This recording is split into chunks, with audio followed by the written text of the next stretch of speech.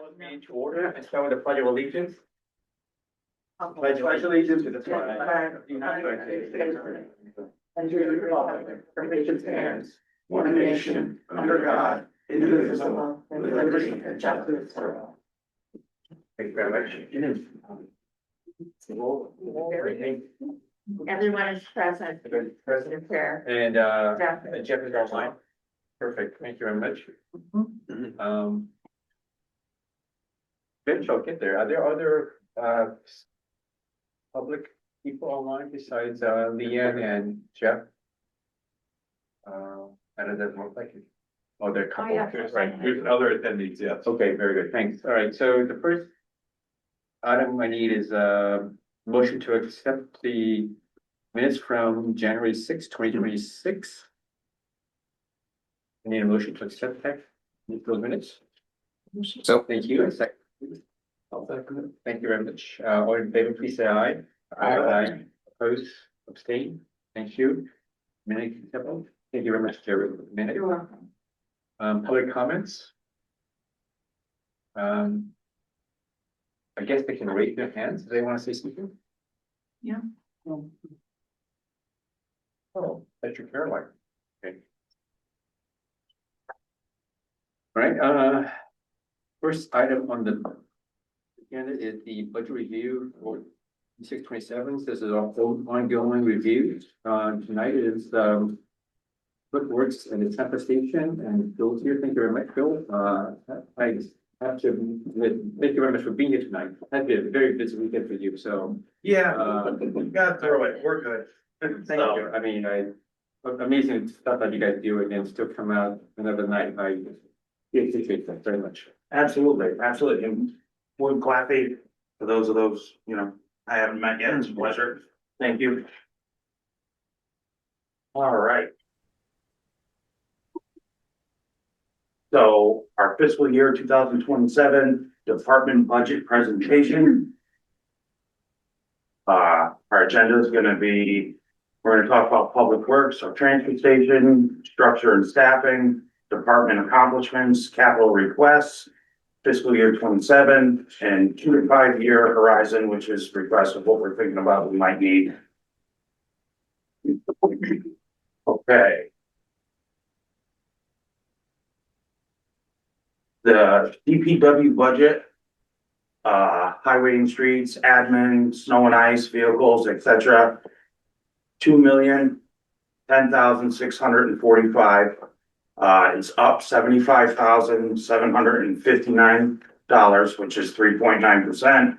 Most of it is due to healthcare, which happened to go up 40,000, and salaries went up 27,000.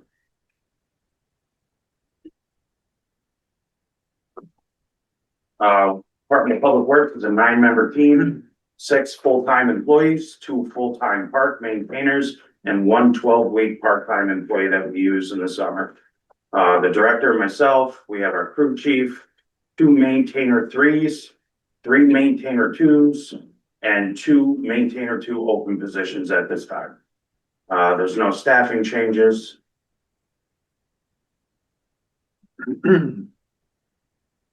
Okay, the transfer station budget is $764,604. It is up 20,000, 2.7%. It's due to normal salary and benefit increases. Transfer station is a 5-member team.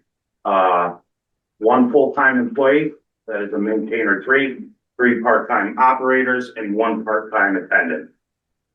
There's also no changes there as well. Some department accomplishments that DPW was taken care of. We replaced some worn out sidewalks at the library. We installed new drainage pipe and rebuilt catch basins on Stoneboat Road. We installed a new composting bathroom and installed a shed pad at Maple Avenue Park. We installed new catch basins on Brook Street and West Street. I don't know if anybody has seen, but we've got some new big belly compacting trash cans around town. They're great. Let's see. We did 27 27,000 square feet of asphalt shimming and pothole repair in Outer Cove, followed by chip seal. We did 54,157 square yards of chip seal all throughout our cove. We paved Mohegan Road, Gates Road, Pratt Road, Heartlands Drive. We also installed 4 new catch basins, excuse me. We've upgraded drainage and fixed some repairs. We've installed 2,153 feet of decorative sidewalk on Main Street. We do our beach grooming all summer long. And we are continuing to work on our compost at our leaf facility. And we help out with Saybrook and do residential leaf pickup as well.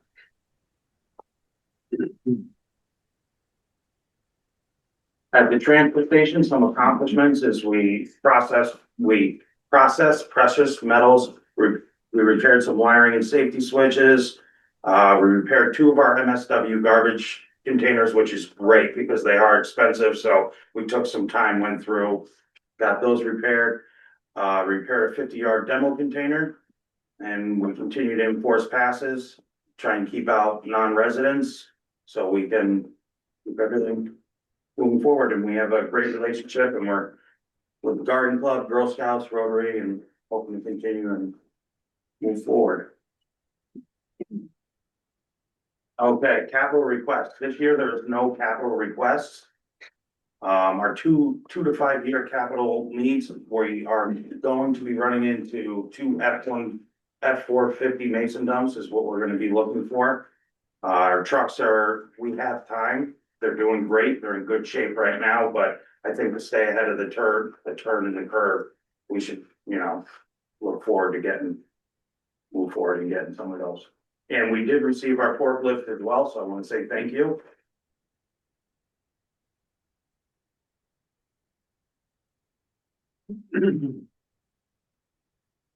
Okay, conclusion. The Department of Public Works in the town of Old Saybrook Transfer Station is responsible for maintaining the town's infrastructure and waste recycling facility.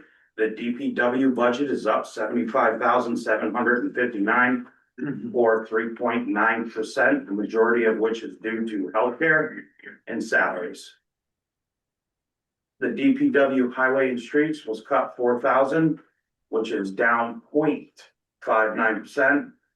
For a total budget of 670,700.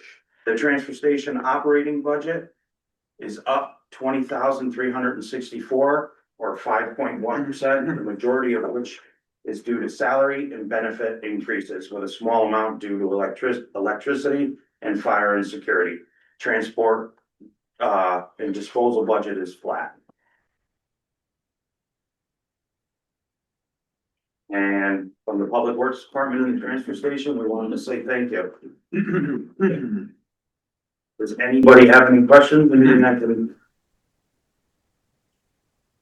Bill, why don't you maybe talk a little bit more about support for the Garden Club, Rotary Club? I know you store a lot of materials. Yeah, we do. So, you drive around town all throughout the year, you see the Garden Club, they have their bikes out there, their scarecrows, all their events. So we store a lot of their goods for them. The Rotary, obviously, take it, leave it at the transfer station. Recently, just last year, we had the Girl Scouts come in there and do a cookie drive, and it was the best spot in town for them to sell their cookies. So I was pretty happy to hear that. I enjoy working with different people around town and making this stuff happen. So I'll just continue for a minute. So would you say, I just want everybody to understand, when you say you paved Mohegan Road, Mohegan, Gates, Pratt, and Heartlands, why don't we talk about the partnership we have with Connecticut Water when they go in, and in fact, you can talk about we received a $90,000 check today. So why don't you just talk about that program and how we do that and where we've done it? Okay, so if this falls somewhat into, our 5-year paving plan here, so when we start seeing a road start to fail or start to have problems, you know, we get it on the list, we have it assessed. And I contact the water company and, you know, we commute, you know, hey, would you guys like to get in here, replace the water line? And a lot of times if they have to replace the water line, the town will get a check for the work that they've done if they don't go back and pave it.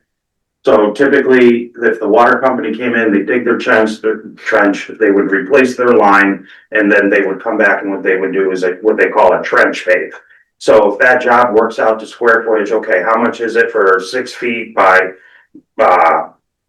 300 square yards? Okay, $90,000. They have to patch it to our standard. So instead of them patching it to our standard and having our roads cracked and broken, deteriorating, down the line, we take that money in lieu of them doing the work. They do a temporary, what we call a temporary patch. And then we take that money, go back through and do a major rehab on the road. And that also, I'm sorry, with the roads that we have been doing in Cornfield Point, not only are we doing the rehab on the road, but we're also improving the drainage. There was a couple of, pretty considerable drainage problems in these neighborhoods. So we're coming in, replacing the pipes, a lot of the pipes in there are the old galvanized aluminum pipes and they're falling apart. So when we're in there and the road's all torn up, it's the perfect time to work. Chaotic, busy, but it's well worth it. So they will only, after they trench, they'll pave half that one lane. Right. Okay, so we just say, hey, how much would that cost you, square footage? Bill determines, if it's a fair price that they're willing to give us. So we take that check, and we received one today. That goes back into his paving budget. So I don't know what's scheduled now. I don't know what that was for or That was, or what is next with that program. so they just did another section in Cornfield Point, so we'll still have to do that walkthrough and we'll be receiving another check as well for that. That's how. So can I just ask, so after the water department, like they did those 2 roads in Millwood. Yep. And so then they put the patch through. So when you go back in, you actually dig up, you go all the way down and take all the blacktop out. And then sometimes you actually redo some pipes also, and then you put dirt and blacktop back in. So you go all the way down like that. So what I like to do, and I think it's the best practice, is pulverize the road. What that does is takes your asphalt, smashes it all up, makes it into a process, and it goes down about a foot into the ground. What that does is it gives you a good base material for your roadway.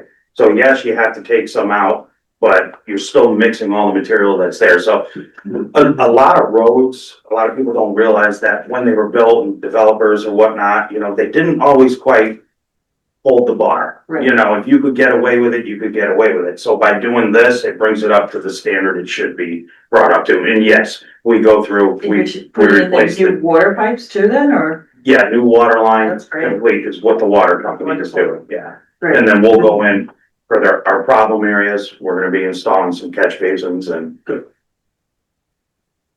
I mean, just to follow up on this particular topic, and so I think a few years ago, you had mentioned about a program where some company would come in and survey all the roads and sort of grade them.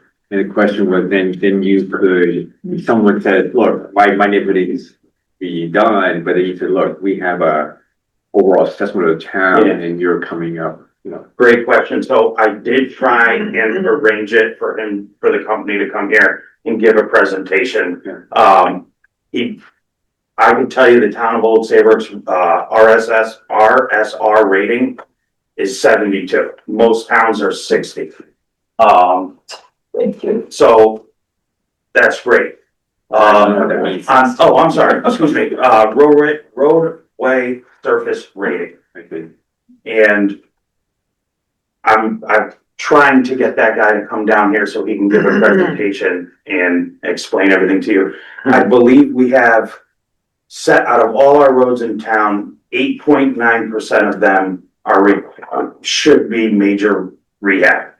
40, I'd be giving you the wrong information if I guess here, but I wanna say 40% are minor. There is. I'd have to get it to you. But just ballpark, the entry, half is pretty good, 40% minor and 10% needs work. I would say not.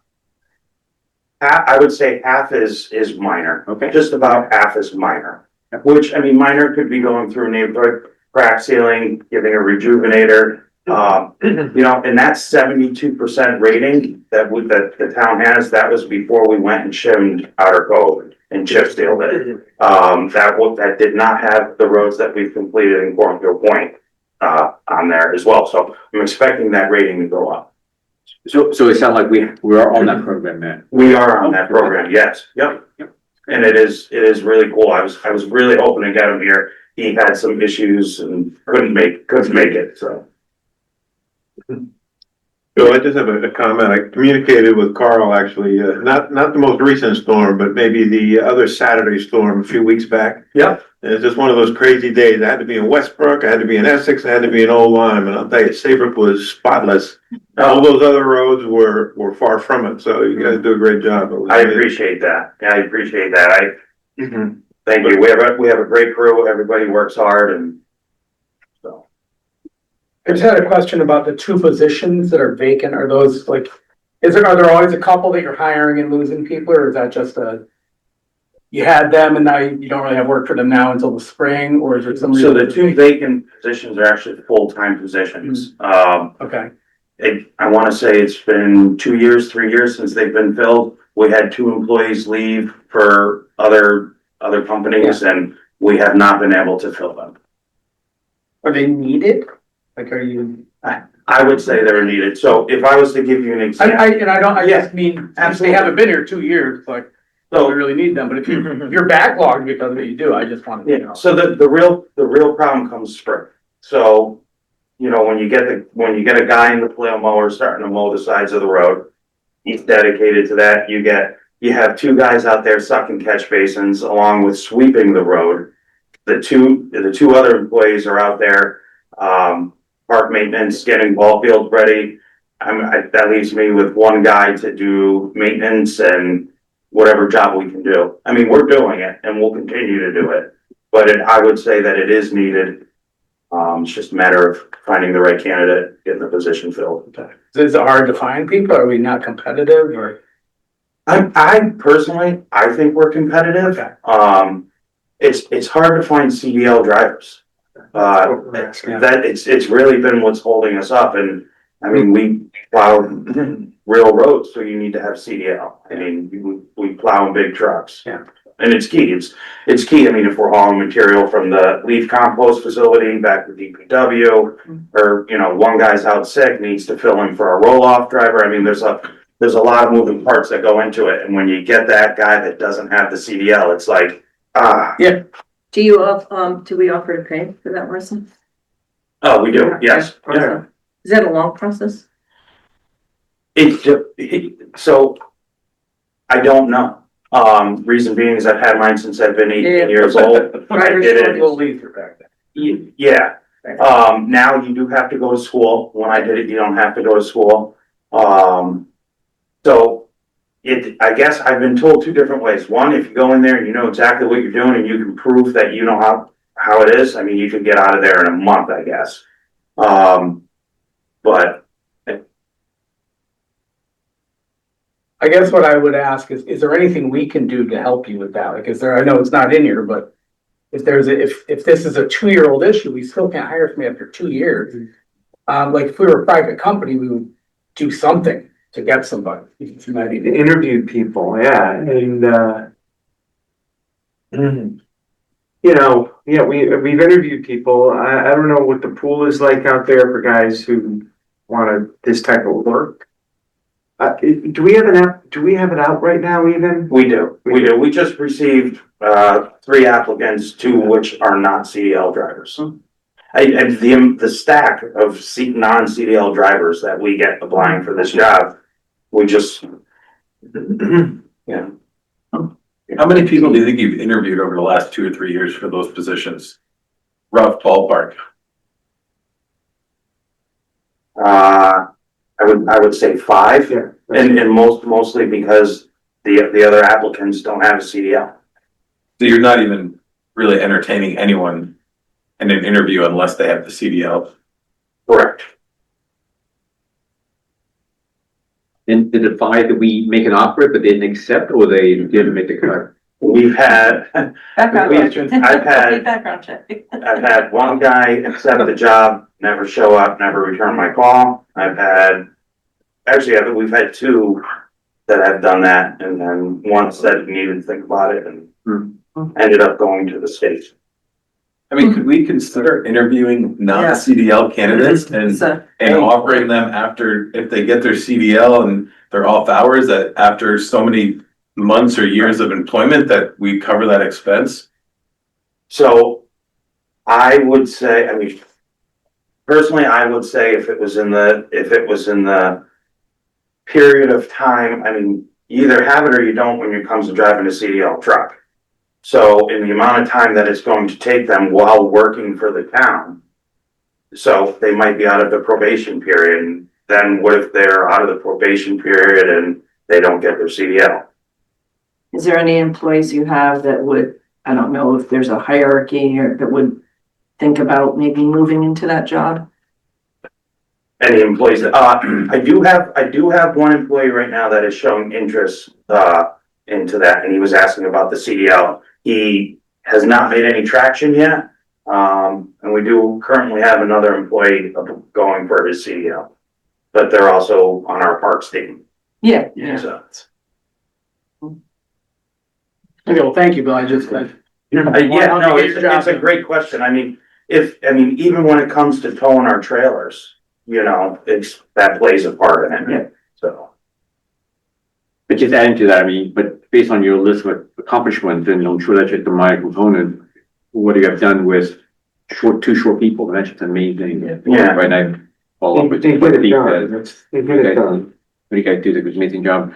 If I can just follow up on the same topic, and so if I recall last year, we had an outsourcing grant, or we actually paid another company to help do some road work for us. Am I remembering this wrong?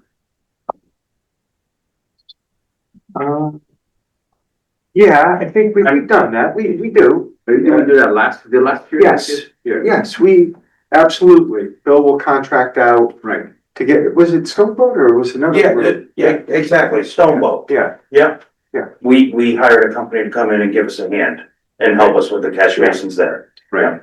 So is that something is that how we can fill in some of the It's what you see on this list is more than I've ever done before for that reason. So I've started using the money in ways to continue our work. Right. And I guess that my question there is not seeing additional requests this year for something like that. If we wanted to go out and outsource some work again, or is that built in already? Are you saying the So- salaries that aren't, you say you got 2 openings, you're using their salaries to pay for other things like the outsourced work? So essentially, I'm using my road work budget to help me complete the work that I need to do. So that's $110,000, which would either be my crew saying, come on, let's do potholes, we're doing curbing today, we're doing sidewalk today. I use some of that money in there to help move us along and get us some help. I've said that to Bill, I said, don't, even with a full crew, there's certain jobs that if it's gonna take 5 guys, 5 days or something, it's not worth it. It's too much time stuck on a project when parks need to be mowed or something. So, And a lot of our job is, I love construction, but a lot of our job is maintenance. It is pruning back the sides of the street. It's, fixing broken curbs, potholes, cleaning out drainage pipes. When you get into a project, okay, we're replacing 4 catch basins on this road. That's time for us. That does take time. We don't have a giant excavator that drops them in. We have to plan it and do it differently than a construction company would. And can we do it? Yes. But does it take longer? Yeah. So sometimes it's best to look out. You're putting a catch basin in the ground. It's 9 feet deep. you need a truck there with stone, a truck for the material, because you can't stockpile it on the road, because we can't close the road off. You need a guy there that hauls the road plate, and you need an operator. So I just listed 5 guys. So if a tree comes down in town, I've got a hole in the ground over here, it can be. I think what I'm saying, I think it basically reflects what the whole group is saying, is that you do amazing work, it's amazing work, and so if anything we can do to help, whether you use the money from the slots that you have not hired to outsource, or if you need more additional money for outsourcing, just let us know, we help you guys out, right? Yeah, I mean, if I'm being completely honest, I haven't had to. I feel like we're doing well. We're accomplishing a lot. I mean, there's things I want to do. I mean, this upcoming year, and it's going to be a lot of guardrail repair. So, and that's going to be some subcontractors, and then some DPW. So, I'll just make a comment more as a citizen than as first selectman, but I get a very good friend of mine, for no other reason, the other day said, the transfer station, those guys are so helpful. We get complaints at the transfer station too, don't get me wrong. But a buddy of mine, Ian, said to me, I went there today and they were like so helpful. And he commented on how it's just changed up there in the last few years. And that's under Bill's leadership. And there has been a turnaround up there. Okay, one last quick question. So the capital request of the 2 F-450 Mason dumps, ballpark is what they cost. I want to say, I don't know what the source well price is, which is our government pricing, but we're probably looking anywhere from 68,000 to 72,000, give or take, yeah. Mm-hmm. And, I mean, I don't know, maybe I can negotiate a package deal. Is your intent to space this out in the next 5 years, or you're gonna? There is, yeah. So so 2 mason dumps next 2 to 5 years. So I'm planning on for next year 1 mason dump, and then the year after. That probably fully outfitted too, or no? That doesn't include like the plows and everything we put on it, right? No, it would not. It would not. Well, it might include a plow for that price. Yeah, seems like a very. Yeah, government, I mean, the source well price, it's caught me off guard a couple of times. I feel like, I can't believe how cheap it is. So. Wow. Which, I mean, expensive but cheap. Well, Leanne can probably answer this question. So we're negative in the DPW capital account probably for another year or 2. Let me address that. Yeah, we are $245,000 negative because we bought Bill, what's the truck that's bigger than the Mason dump? You bought 2 of those. And dump trucks. Pardon? The Freightliner dump trucks. Correct. And so we have $125,000 a year from the budget that's going to be deposited into those accounts. Plus, we still get a lot of money when we sell the used equipment, sufficient. So I'd say we're probably 3, maybe 4 years off until we break even, assuming continued purchases. Which, I mean, if we did it in 2 years, it wouldn't be the end of the world either, because you're right on track. So it's not. And we have sold some of our other equipment that we've had. Unfortunately, the things I wanted to go like that haven't gone, but we are going to be putting them back up on the auction block. I remember when you presented these a while back, these things last decades. Yes, our other trucks were 93. Wow. It's. Yeah. I mean, if I'm being completely honest, they went too long. We should have gotten rid of them sooner, but Congratulations. Yeah, they've been crazy. Little diesel engines. That's fine. Jeff, did you have any questions? I'm realizing you're online as well, in case you have questions. Quick question. Maybe I didn't pick up on this, but the budget for those who maintain the trucks, is that in your budget or is it separate? It is. DPW has a budget for, maintenance and repairs. And is that done in-house or outside? The stuff we can do in-house, we do in-house. It's very, very rare if we have to send a truck out. A lot of times if we're sending a truck out, it's because the town doesn't own the software to reprogram the repairs. Okay, all right. So you're okay with the employees to maintain the trucks? That, because I know sometimes, like, good mechanics sometimes can move for higher pay frequently, but you're good with that. As of right now, yes. Okay, thanks. As far as, and this is really just for my information, because I'm new here, I think I know the answer, but any, like a park, right? If there's a park that needs, or if somebody wants something done, or that's not you. You may end up doing the work, right? But that would be a request through the Parks and Rec. Yes, unless it's a safety concern. Okay, all right. But, I mean, even Park and Rec safety concern. Okay, thank you. Any other questions? Again, amazing work. Yeah, thank you. Oh, we appreciate it. Thank you. Thank you for coming out tonight and after a long weekend as well. Yeah. We'll get some sleep. And the storms are only on the weekends right now. I'm gonna get a weekend off. Telling you, I know it. It's brutal. I'm watching it and I'm like, Sometime in June, you're getting. No, Yeah. because this weekend coming up, that you're getting off. No. so, thanks, Bill. Next Saturday. Thank you very much. Have a nice evening. You too.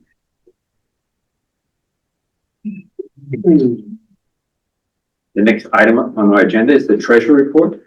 Are we done with the, Is it? Leanne, did you want to jump in here or No, I'm sorry. No, we have the elderly benefit recommendation coming up, Oh, and that okay. has its own agenda item. So that's the only other piece of. But we were not doing any other general government budgets, correct? Correct, yes. I'm Next sorry, week George. we have, No, next no, week I we know, have but our 3 meetings that start at 6 PM, and we're gonna finish up with all of the town departments next week. Great. all right, but today. No, I missed Social last. officer, wow. My fault. This is cool. All righty. Okay. So we have our executive summary as of December 31. So fiscal year to date, the town has received revenue of 33,237,782, or 62.9% of the total amount of 52,843,405 budgeted for fiscal year 26. When comparing our performance to last fiscal year, we are 5.1% behind from this time last year. So I think that might be because when I looked at last year's report, our tax revenues last December were twice the amount they were from this December, which leads me to think that's maybe why we are behind so much this time, this year. So, The local revenues are on too. yeah, the local revenues, pick up. it was just a very quiet December in town hall. So I think you'll see it'll pick up next month. And I think, the taxes were very, very, robust in January, not January. These past, yeah, January, it is January. Gets confusing sometimes. Apologize. All right, so, then just a quick note on the, mini golf fees. So during December, there were no mini golf fees transferred to the Park and Rec Strategic Sinking Fund. So fiscal year to date, mini golf revenue totals are $201,300. And the current balance in the fund, 3053, is $808,694. Next, we'll move to the authorized investment section at the end. Just one, Yes, what you just referenced, that, fund 3053, is that the mini golf fund? Is that what that is? That's an off-budget account yes, where It's, they're collecting? it's their strategic reserve. it's their strategic reserve. We've taken it out of our report if you told me 3, 4 years ago that Park and Rec would have an $800,000 strategic reserve, that didn't exist. So what we've done has really worked for them, which is great because they can undertake new projects and hopefully get Town Park done and Ferry Road soccer field done and Right, and they have a really steady income stream, so. right. I'm hoping for that soccer field. Okay, so next we go to the authorized investment section. So at the end of December, the town had 40 million in its bank accounts. The last month was stiff rate. It's been declining again. What else new? Slightly to 3.94. Today it's at 3.72%. And as you know, that Webster gives us the stiff rate in arrears, and their rate last month was 4.12%. Any questions there? Okay. Then we'll move down to the pension plan. At the end of December, we received our report from Morgan Stanley. Town pension plan is up 5.32% fiscal year to date versus its benchmark of 7.91% over the 3-year horizon. Town plan has returned 11.42% versus its benchmark of 14.22%. The fire department pension plan is up 5.07% fiscal year to date and has returned 11.03% over the 3-year horizon versus its benchmark of 14.22%. December was a good month for the pension. Barbara, for the Yes. question, did Morgan Stanley have any comments of why it's underperformed relative to benchmark? Yeah. I mean, that's quite a shortfall. Yeah, so Leanne will explain this a lot better than I will, but we're not targeting the benchmark, we're targeting paying the benefits. And Leanne, why don't this is a conversation that goes on and on at the pension board. All the time. So we have a low risk portfolio, high quality portfolio, which is designed to underperform. Well, it's not designed to underperform, but when the stock market falls, because it's low risk, we typically outperform our benchmark at that point, and was more important to the pension board because we want to preserve our principal. But the opposite also happens because it has a lower beta, and so when the markets are really hot like they have been, it just typically does not outperform to the same extent. So that's the primary reason. We also have very diversified allocations. You know, we have them in the emerging markets and international, which have done well, but the United States markets have, been the most successful. The other thing is because we have a very mature benefit, people that are receiving benefits, we're in pay status. And so we have to have not huge, but large cash reserves. We have a laddered cash portfolio, and, some other cash benefits because we withdraw or we pay our pensioners $150,000 per month, and so all of those things combined tends to cause us to underperform the benchmark, particularly when we have really hot markets. Well, that all makes sense. A follow-up question then, should we reevaluate a benchmark that's used, or is that something mandated based on, the pension makeup? I mean, just wondering if we should reevaluate so this doesn't come up. I mean, everything you said makes sense. Yes. That is the question that the pension board asks Morgan Stanley all the time. And we have done, we did a major asset allocation study 5 years ago. So as you may or may, I'm sure you know that that's something that's a long-term position. We are a typical portfolio, 60% stocks, 40% bonds, which we want to be like peers.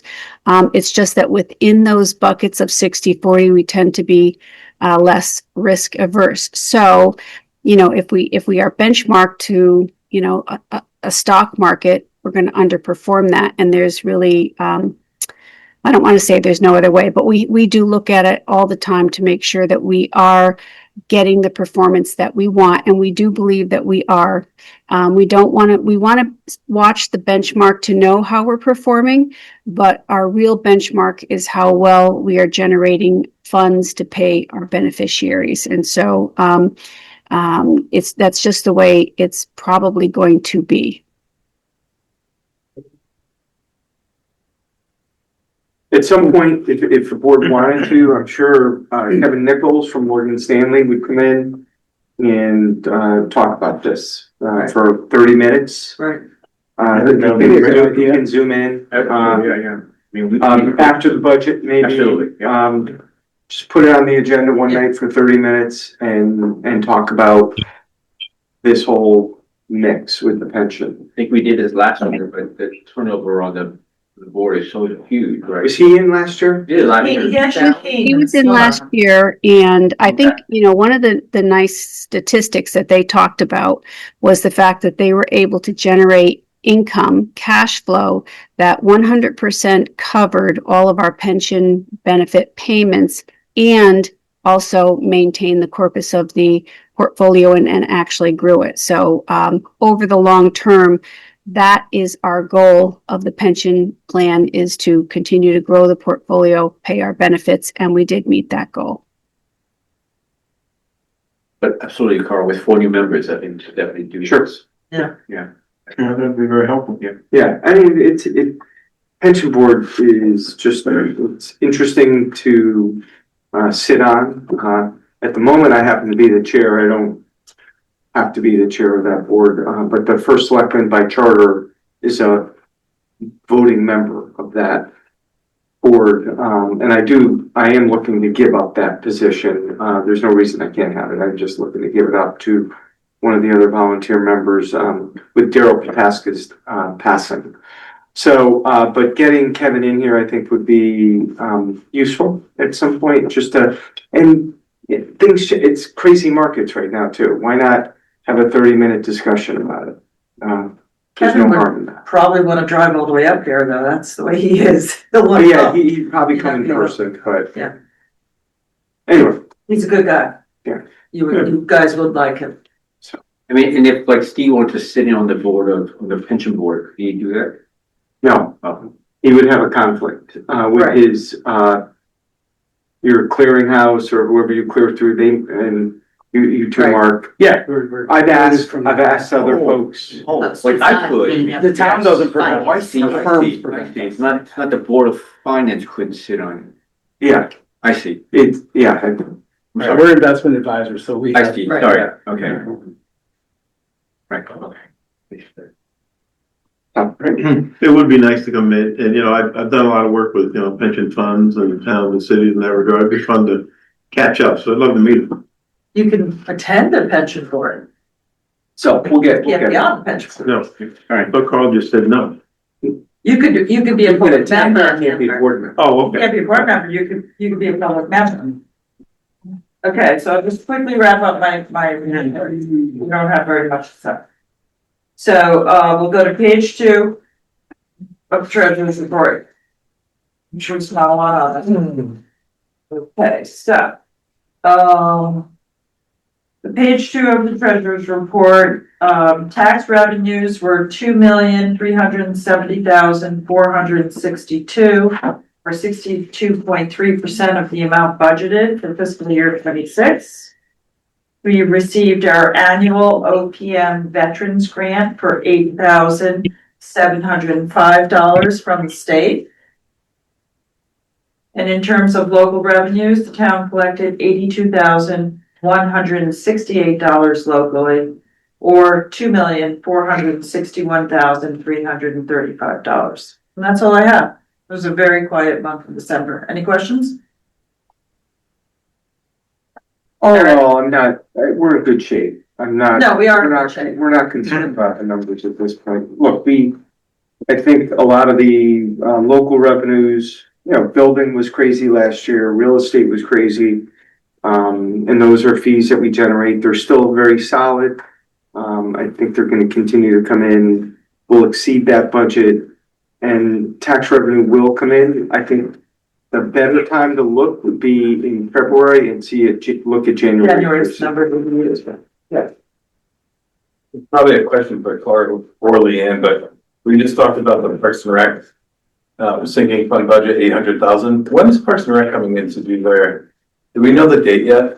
They're next week. I think So they're Tuesday, Wednesday, or Thursday. Tuesday. Okay. Yeah, I don't think they're Wednesday. I think they're coming in on Thursday. Tuesday.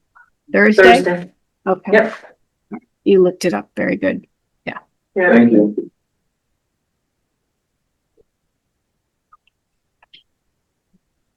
Yeah, I don't know. Again, perfect question, Leanne. The tax relief, from the state for the vet, for the $8,705. Presume that's what the state gives back for what we provide in terms of tax, property tax relief for veterans. Yes. Does it cover what we do not collect? Close? It does not cover. 10%? 50%? George, Sorry, where is the?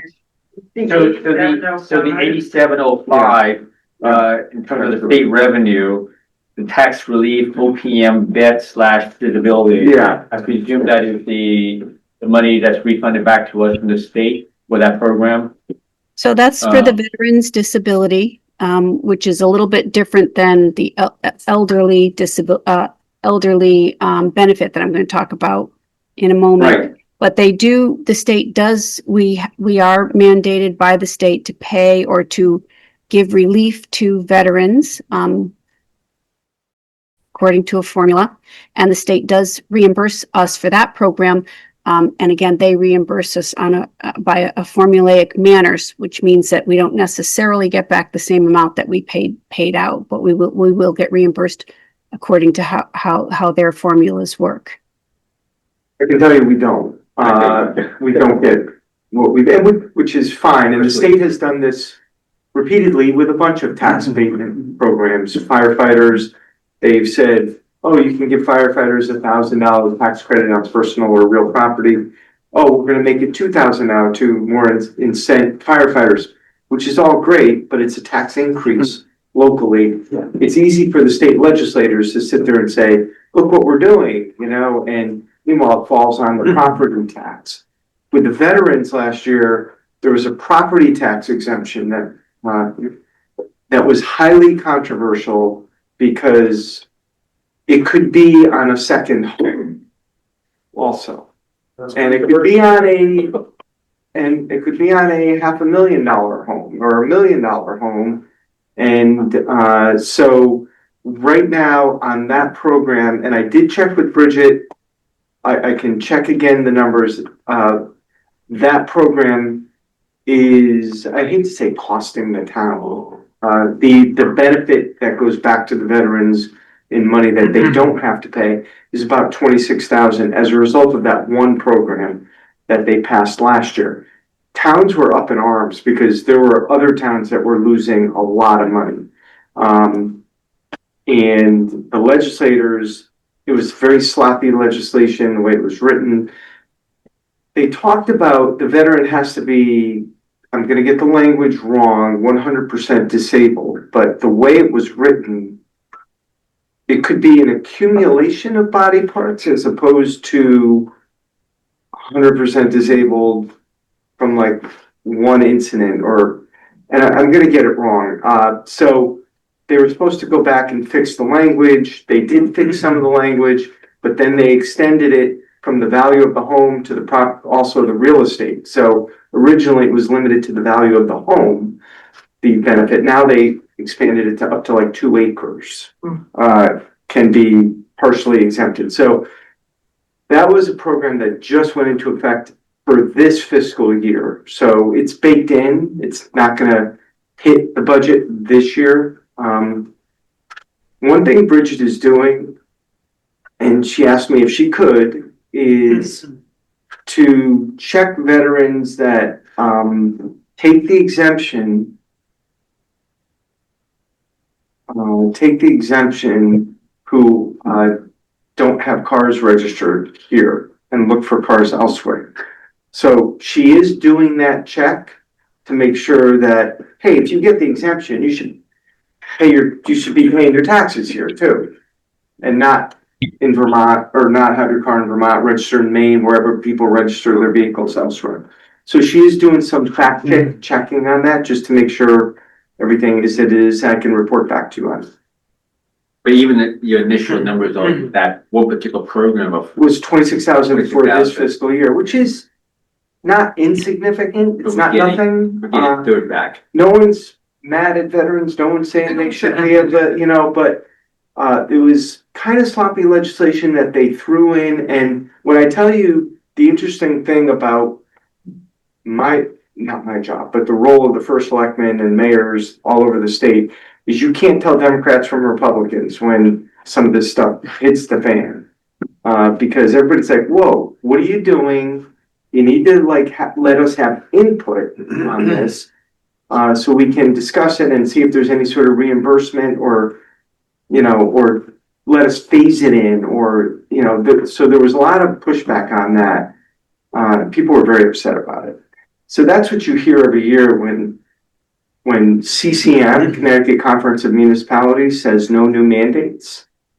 And then they come down with a law like that, that puts a mandate on the towns, which we then have to raise in property taxes, which is probably the biggest driver of affordability in the state of Connecticut, is local property taxes.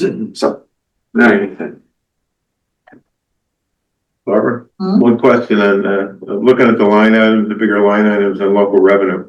Okay. Aside from interest, which is understandable, the disparity between building permits and reporting fees, I thought those should generally move in the same direction. Is that incorrect? not necessarily. No. Recording fees are just gonna be people, when you sell a house, it's a Yeah. conveyance tax.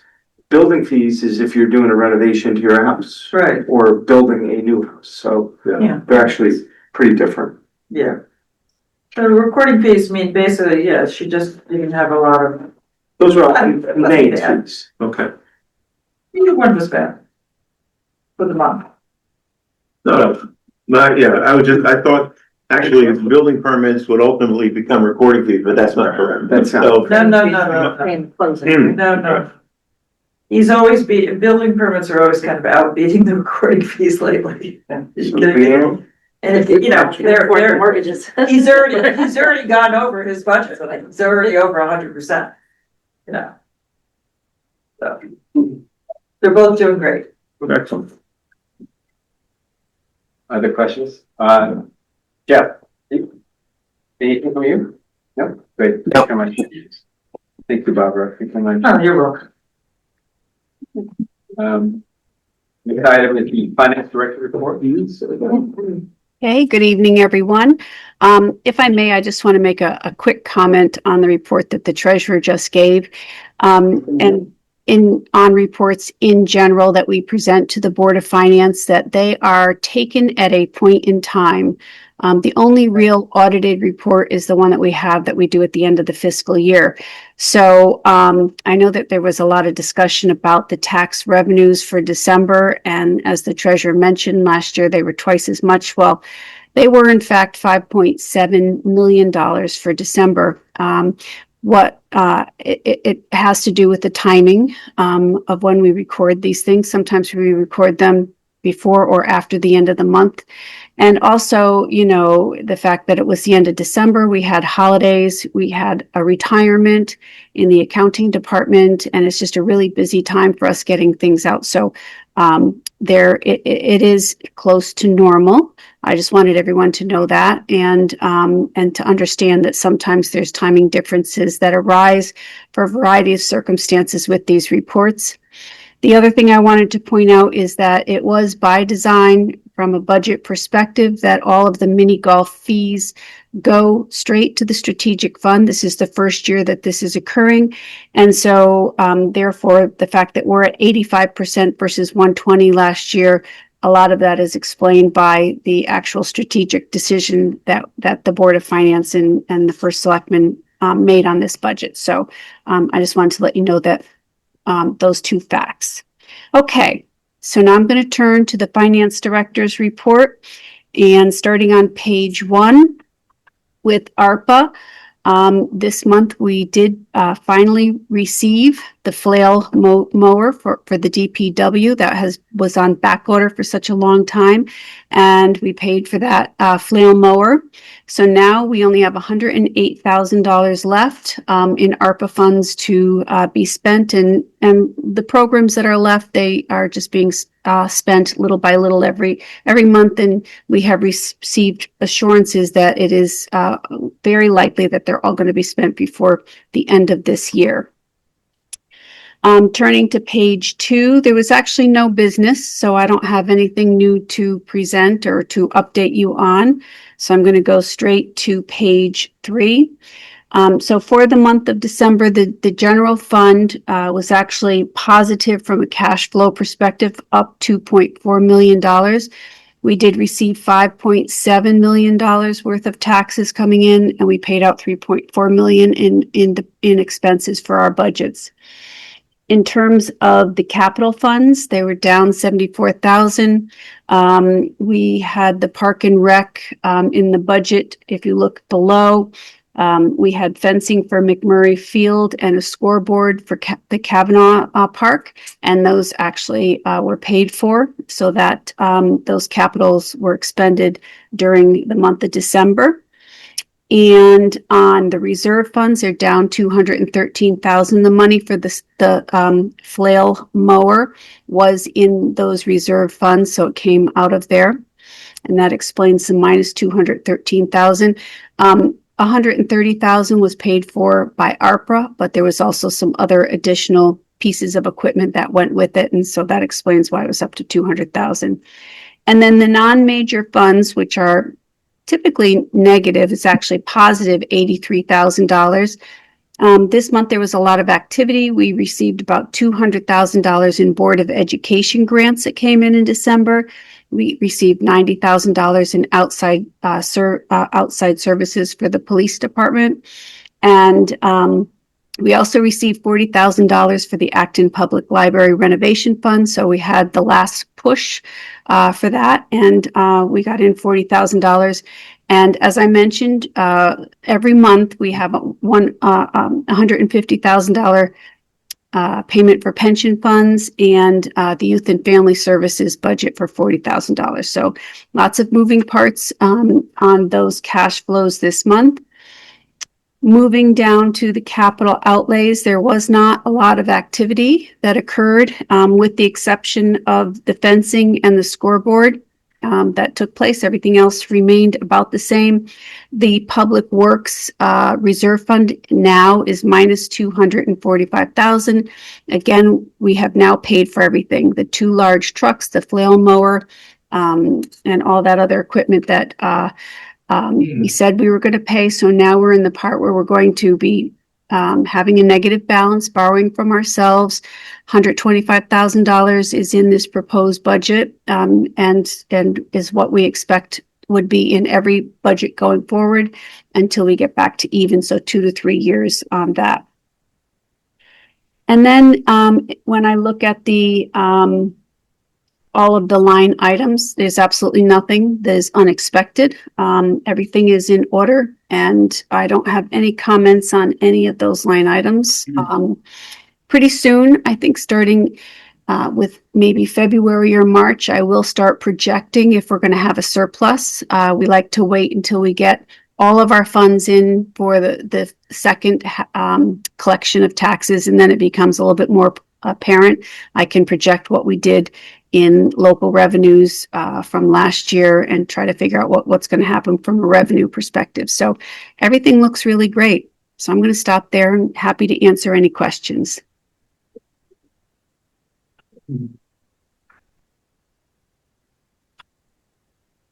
Run a tight ship.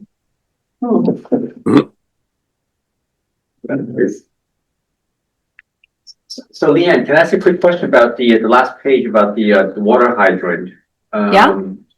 So So this year, I forget exactly what the conversation was when we budgeted for this year, but we budgeted 743,000.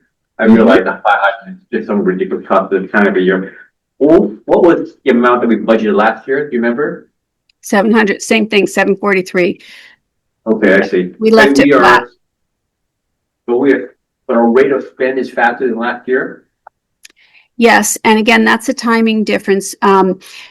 You know, we have, as an aside, we have purchase cards, credit cards, and some of our vendors allow us to pay for their bills through credit cards, which we, at the end of the year, get a rebate fee. It's typically around $14,000. So we try to pay everything we can. We get our points on the credit cards too. And so the timing difference here might just be, again, paying it on the credit card, the bill got paid, and then it comes back and we have to pay the credit card bill. So it's a timing difference this year versus last year. And the credit card is through a state procurement program. It's not just Saybrook going out and Right. getting what we had. Point. We don't have Yeah, P-card, yeah. I second Steve's comment. Very nicely done, Leanne. Any other questions from other people? Thank you very much, Leanne.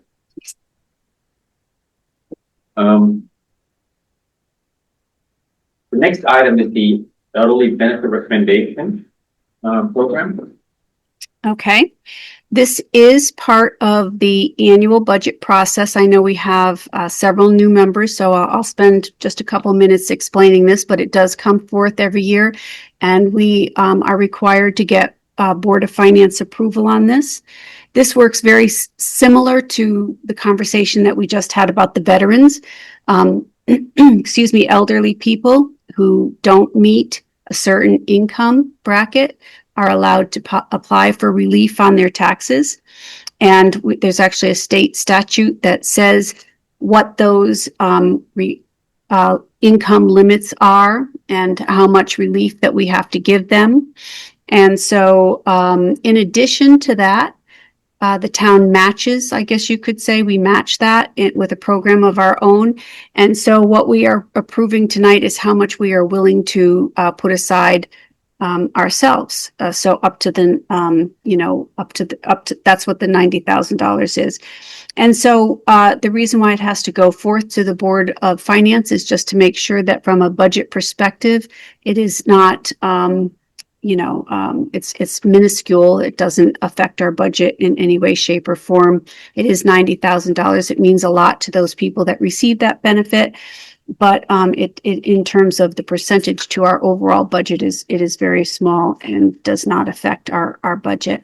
So last year, the circuit breaker amount, that's a name that it's called for the state statute, was 70,000 and change, and we gave tax credits in $83,000.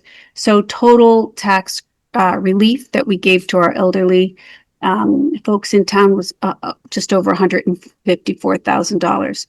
So we do need and eventually after questions, we do need a motion from the Board of Finance to approve this, and then it will be included in this year's budget. And when we calculate the mill rate, we take that into consideration and make sure that it's all included.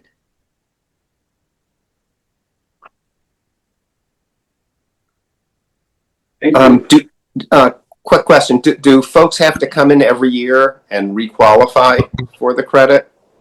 Yes, I believe that they do have to do that. Yes. Yes.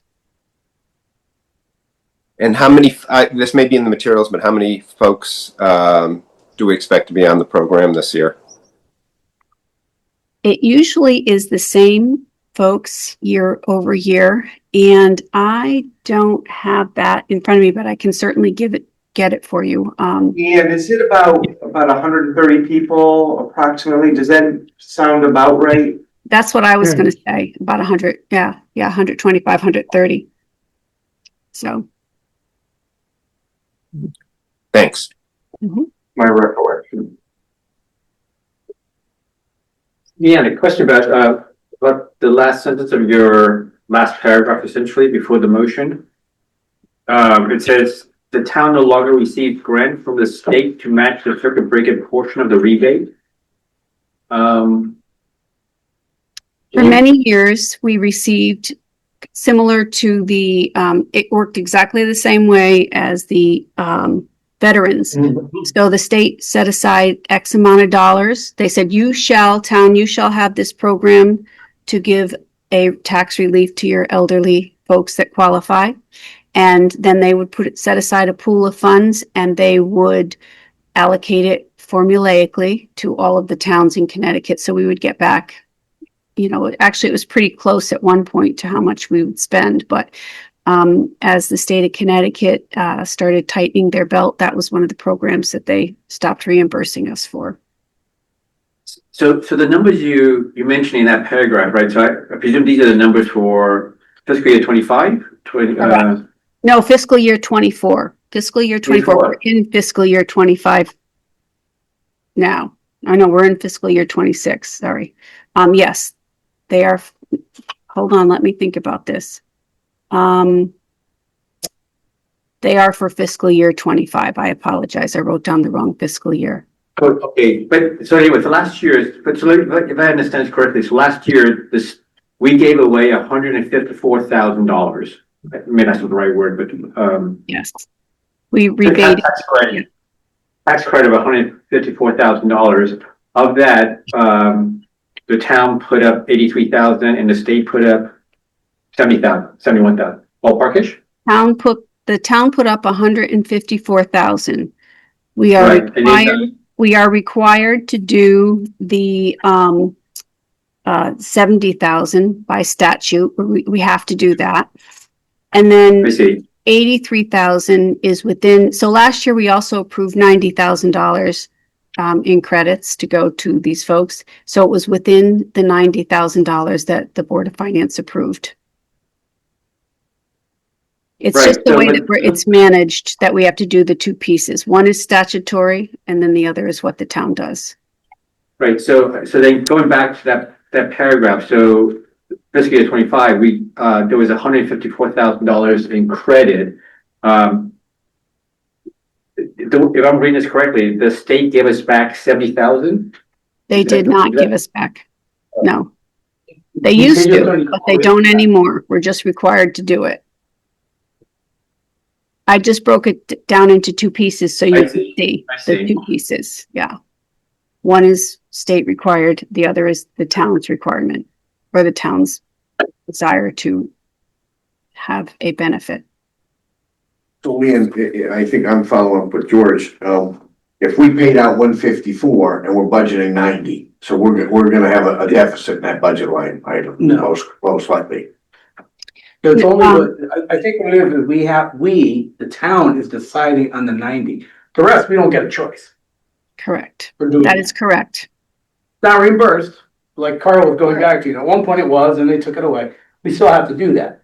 We, the Board of Finance, only need to approve the 90 because that's something we as a town are choosing to do. Right? Correct. That is right. That is correct. That's what the difference between the two pots. Yeah. So are we accounting for that somewhere else in the budget, the 70,000 that we know we're not going to get reimbursed, we're assuming we're not going to get reimbursed for? It will be calculated for when we do the mill rate.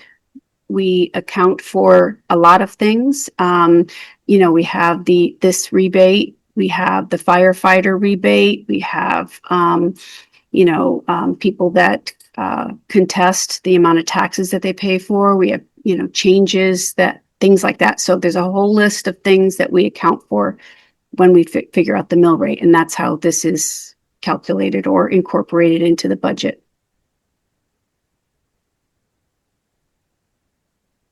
Leanne, are you saying that we get back nothing of the 70 that the state requires, or just a portion? Nothing. Nothing. Oh, okay. Mm-hmm.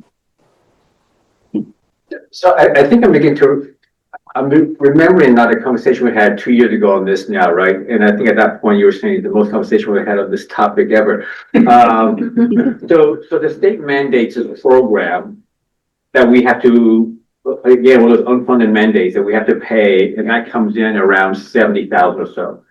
And then what the town does is augment that amount by another percentage, almost depending on your income, could be almost as much as 100% and so on. And so we put in another 90,000.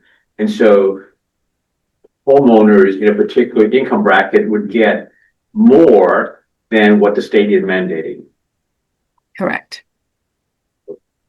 And I think when we did this, whatever the percentage we needed, it basically matched 100%. Because at one point we were thinking about even going up higher than 90, and we decided that there was no point because we had already matched 90%, 100% of our mandated amount. That's correct. I have a question. So for a resident in town who is elderly and qualifies based on their income, is it a flat rate that individual would get of a discount, or is it based on the mill rate in a formula that's done? It's a sliding scale, I think, based on income and. So someone who has a lower income would get a bigger Yeah, benefit, a yes. bigger relief of their Yeah. taxes than somebody who Yes. might be a little bit higher. Both of them could qualify, Yes. but it just depends on how it falls, and it varies year to year. Maybe they get $1,000 off one year, they might get $1,200 off another year. Yeah, like everything else in these programs, it's income, not asset. I believe, I don't think they asset check correctly, Ann. Yeah, that's correct. It's income based. But No, we decide, we as a town set the scale, the sliding scale. Or do we? Yeah, we have a pot of money. Yeah. Yeah. Yes. I was just wondering how it affects each, the individuals who are participating in this.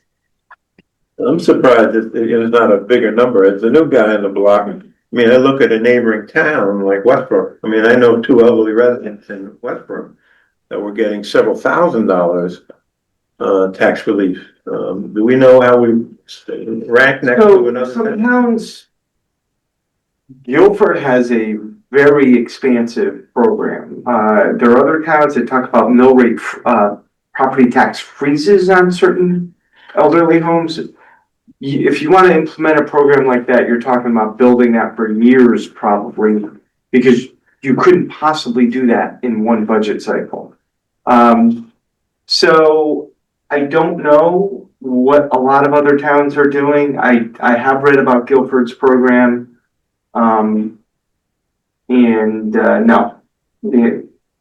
Yeah, I looked into it a little bit, and I mean, as you said, Guilford, I mean, some towns require that you've been a resident for a certain amount of years to get that extra benefit, not the circuit breaker, but whatever the town decides to put in. So there's different parameters, and some towns require volunteerism, for folks that do that. Yeah, Newtown, I don't know.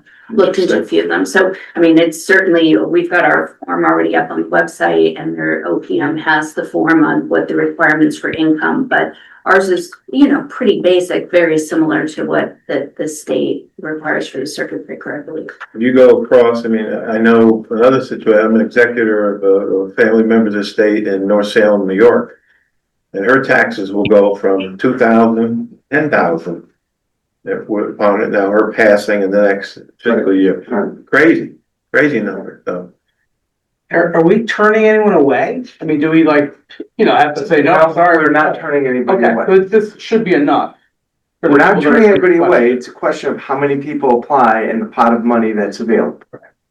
But typically, especially, it's usually the same people, maybe a couple new people Yeah. come on, a couple people are. We advertise it. It's in the quarterly magazine. So the 90 covers it, is what I'm Social asking. Services actually puts it out there too. Okay. We have to send a letter to everybody who's already been on it, or? I'm sure they do. Yes, I'm sure that happens too. So.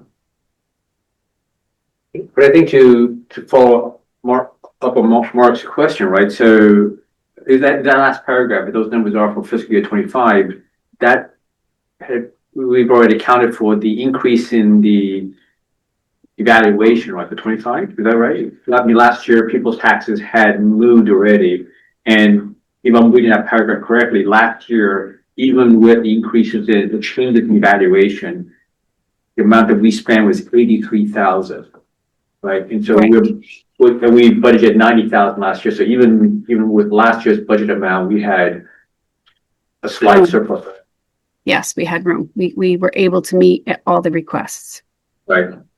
And even at the higher evaluation, no matter, a lot of people's taxes had gone up last year. Yes, yes. I see what you're saying. Yes, with the house, Millrate. the house is increased. Yeah. We don't know what the typical abatement is for the typical senior that applies and is approved for this, do we? I don't know about typical, but $400 or is it $1,200? I don't so know. it's, I think the maximum rebate is $900 according to the state. So if we match that, 1,800, and probably the minimum would be 150, so $300 would be a minimum. It would be in that range somewhere between their, depending on their income bracket.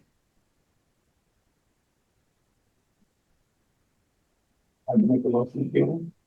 Do I have to read this? I have to read it, all right?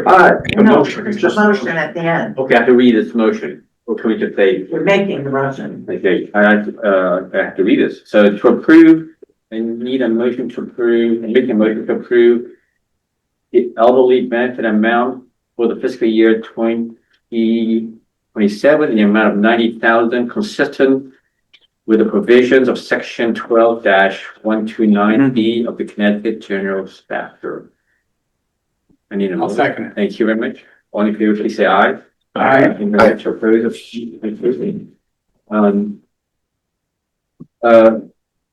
Leanne, thanks very much for your description of that again. It's just amazing what you do there. Thank you. Very clear.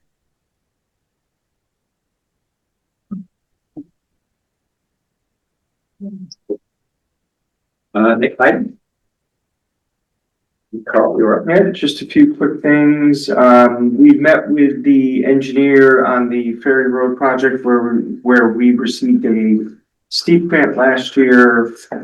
Not sure if the steep grant plus the town match is gonna fully fund that project, so we're gonna bid it very shortly, but with some alternates, so add alternates. So we removed just a couple things. And hopefully the project will come in within that budget. The whole thing may come in within the budget, but we wanted to give the contractors the ability to remove certain, still bid on that portion of the project. But then we'll know, okay, we can pay for the redo of the field plus two of these three things, and then Park and Rec would fund the rest, or finance would through a town meeting. But we expect that project to go out to bid. That project would best be built over the course of June, July, August, or July, August, September, so that the field could sit over the winter and be ready for full play in 27. At the Board of Selectmen meeting last week, we approved a new employee handbook, a revised employee handbook. Our third iteration of a handbook over the course of the last 10 years. Just some updating of the law, some minor revisions. You're more than welcome to look at it. It will be on the town website. As many of you know, the Dock and Dine transfer with the Duffy Pavilion is set for a public hearing on February 2nd. We're loading, most of the documents were loaded onto our town website today. There'll be a referendum March 31 from 12 to 8. But what I wanted to do is we did a pretty expansive FAQ, frequently asked questions. And we had one last time. We edited it. We added more to it. Just to try, as I think, Jane, you were saying at the meeting, communicate as many facts as possible. You can still oppose it, but here are the facts, and not before too many rumors get out there. And, I sent it to the, one of the moderators at the You Might Be from Old Saybrook If site, JT Dunn, I think he's one of the moderators of that site. And so, JT will probably put that up. So, and that will be an FAQ, it will have a hyperlink to the pertinent documents, the legal documents. So, that is live and on its way. I want to encourage everybody here, and I know it's another night out. I'm sorry about this. Next Monday, at the Cape, they're doing a presentation. You all know you're invited to that, or it's on your agenda now? No. At 6 o'clock at the Cape, the Cape is going to do a presentation of a potential project that they want to put in the works. So they would love for all the members of the Board of Finance to be there. Therefore, you could be out all 4 nights, like I would be out all 4 nights. Do they want us there or do you want us there? No, actually, they would, the Board of Trustees would love. I was kidding. We've invited all the land use boards because they might come into play also. But anybody, even Board of Ed, it's a public meeting, but we anticipate having more board and commission members there to listen to what the Board of Trustees from the Cape has to say about a potential project. So that is at 6 p.m. at the Cape next Monday. I am meeting tomorrow with, so you're all familiar with the David Brown property on Ingham Hill Road. Some may not be. So that is where the stupa is, on Ingham Hill Road. Short history on that, when the town acquired open space, Great Cedars East, I think it is 500 acres. The Gleasons, who were the owners of the property, who sold to the town, carved out 12 acres. And that is what David Brown owned. That was his farm. That was the meadow. That's the stupa, the hay house, and David's art studio.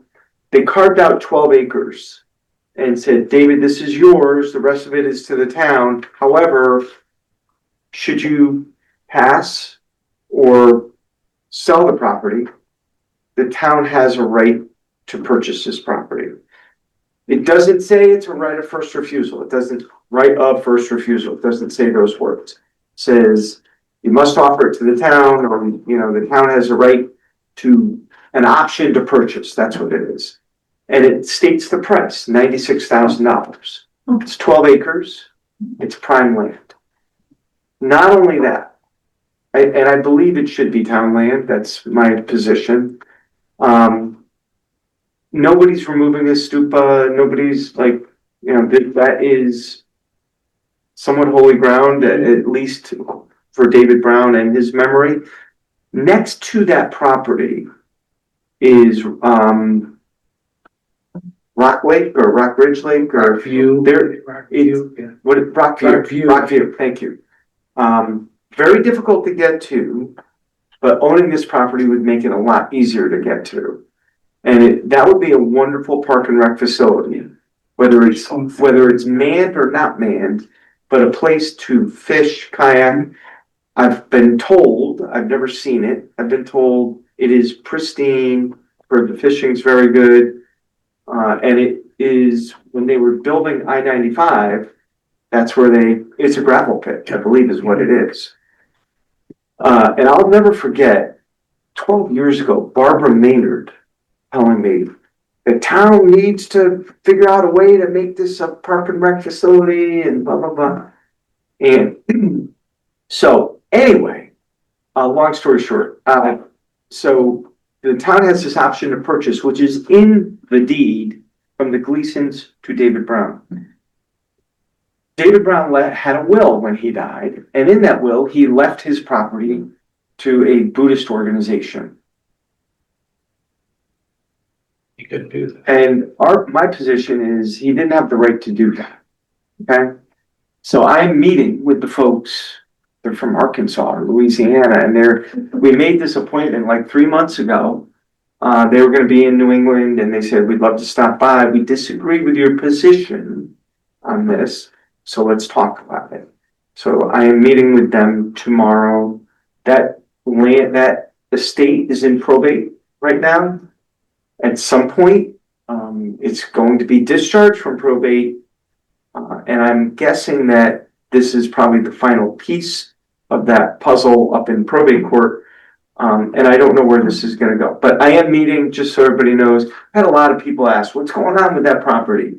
Because David's been dead 2 years. I think he died in December and it has to be 2 years ago, December. It could be even longer. So I just want everybody to know that's what's going on there.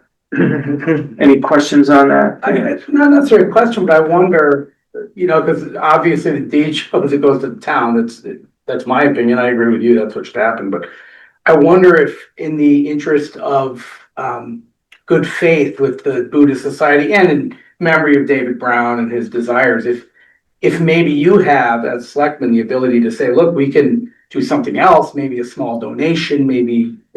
I'm gonna hear him out. Okay, yeah, I just didn't know if we could, is that even possible? I don't know. Okay, I from the town's perspective. yeah, I'm not sure what, where the conversation's gonna go. Okay, And I'll report back. thank you. Carl, did we vote at one point on that? Yes. Now, we already. Board of Finance is already approved. So the town has about $220,000 in an open space fund. Board of Finance has already approved That's what I thought. those funds to be spent on this property. And it would only have to go to town meeting after this. So, but I didn't bring it to town meeting because of this, a little too soon. So, that's that. So the last thing I want to say is, as you may already know, Leanne put in her retirement papers today. Oh, So Leanne validated. congratulations. We're gonna get you, Leanne. Wait, now she's here. Till May, right? She's here. 6 more fiscal years, right? Yeah. 6 years. 2032. Put in your 6-year notice. So I did want to make note of that. It was posted on the town website, this afternoon.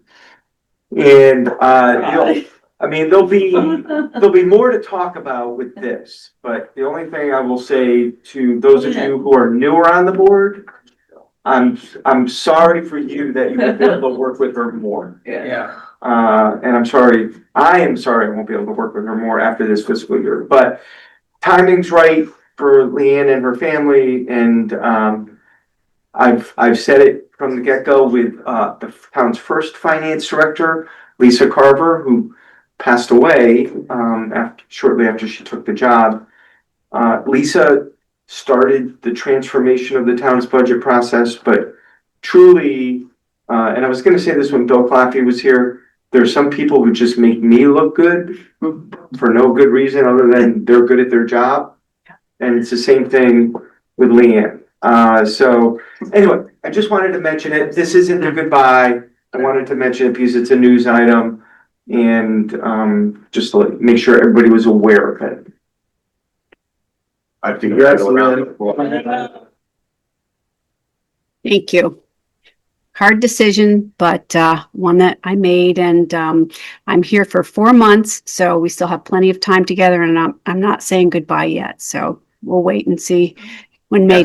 So we're gonna put out, we've had the job description, the job posting ready to go pretty much. We've had it looked at, right, Leanne, by our HR folks. Did they get back to you on that? Yeah. Yep, sure. we did it fine. Okay, all right, so we'll talk about that.